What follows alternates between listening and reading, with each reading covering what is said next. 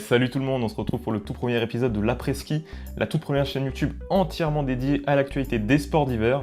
On se connaît pas encore, mais c'est justement le but de cette première vidéo, tenter de vous faire découvrir à travers 3 grands axes ce projet, dans lequel j'espère tout simplement que vous allez m'accompagner tout au long de l'hiver. On commence tout de suite avec la première question et la première raison d'être de cette chaîne, c'est parti. Alors pourquoi l'après-ski? Le premier point que je trouve vraiment essentiel de vous partager, c'est que cette chaîne a d'abord failli s'appeler l'after-ski dans un premier temps.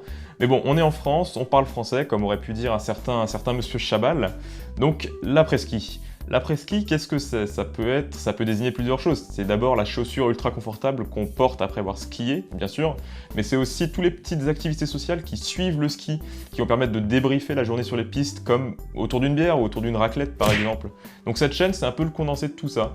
C'est à la fois le fait de se retrouver entre nous, dans un cadre chaleureux, puisque comme vous pouvez le voir, je filme depuis ma chambre, après les gros événements, pour analyser et revenir ensemble sur les résultats et plus largement sur l'actualité des sports d'hiver. Alors pourquoi cette chaîne, vous allez me dire? Tout simplement parce que alors il y a beaucoup de sites internet et de presse qui parlent des sports d'hiver, mais très peu sur ce format-là, sur YouTube.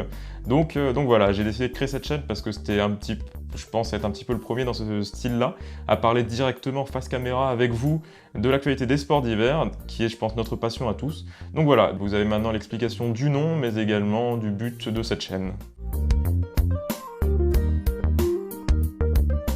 Maintenant que vous en savez un peu plus sur le contenu général, quel type de vidéos et surtout à quelle fréquence vont paraître sur la chaîne? Alors c'est une bonne question, je prévois de vous faire plusieurs catégories de vidéos, notamment bien sûr des vidéos qui vont sûrement paraître chaque semaine sur de l'actu chaude, donc après une grosse manche en ski alpin ou en biathlon par exemple, vraiment sur l'actu pour débriefer ça. Un autre style de vidéo sur des sujets de société concernant les sports d'hiver, c'est par exemple le cas avec le nouveau scandale de dopage qui a éclaté après une vidéo montrant l'amateurisme des contrôles antidopage à Pyeongchang. Donc voilà, pareil, une vidéo un peu plus dans le style débat peut-être. Des vidéos explicatives ensuite, notamment pour présenter, pour expliquer certains sports d'hiver à un public qui serait pas initié, par exemple le biathlon, pour quelqu'un qui ne suit pas régulièrement mais qui aurait envie de suivre après avoir vu une course. Ça peut être intéressant de tomber sur une vidéo, qui tombe sur une vidéo qui lui explique le fonctionnement de ce sport, les différents types d'épreuves. Donc voilà, ce type de vidéo-là. Et enfin, bien sûr, des portraits d'athlètes légendaires qui ont fait la grande histoire des sports d'hiver, avec des vidéos, un peu des images. Voilà, c'est un peu les quatre grands types de vidéos que je vais essayer de vous faire. Selon, bien sûr, donc pour la fréquence, il y aura une vidéo par semaine, et selon l'actualité des sports d'hiver, bien sûr, et mes disponibilités. Donc on va tabler sur une vidéo par semaine, une fréquence qui pourrait bien sûr être augmentée selon l'actualité et selon les disponibilités que je peux avoir. Qui suis-je et quelle légitimité ai-je pour parler des sports d'hiver? Alors ça, c'est une excellente question. Je m'appelle Alexandre, Alex on va dire. Je suis étudiant en journalisme à Paris et j'ai envie de dire que la seule légitimité qui me pousse à parler des sports d'hiver et à créer cette chaîne, finalement c'est la passion que j'ai pour ces sports et mon envie à la fois d'aider à populariser mais aussi à démocratiser ces sports.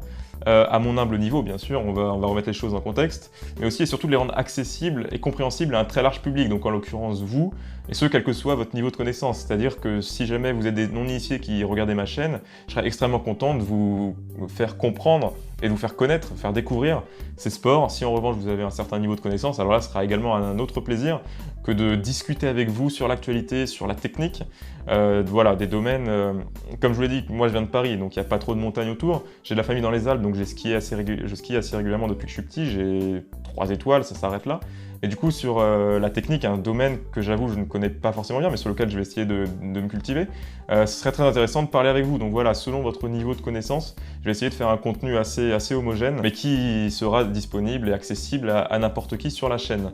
C'est un petit peu voilà, la seule légitimité que j'ai, c'est plus qu'un diplôme, c'est notre passion commune des sports d'hiver qui va nous permettre d'échanger ensemble à travers cette chaîne. Donc dit comme ça fait un peu une phrase à l'Astérix et Obélix, la Mission Cléopâtre. Est-ce que c'est une bonne ou une mauvaise situation, Scribe? Mais c'est un petit peu comme ça que je vois les choses.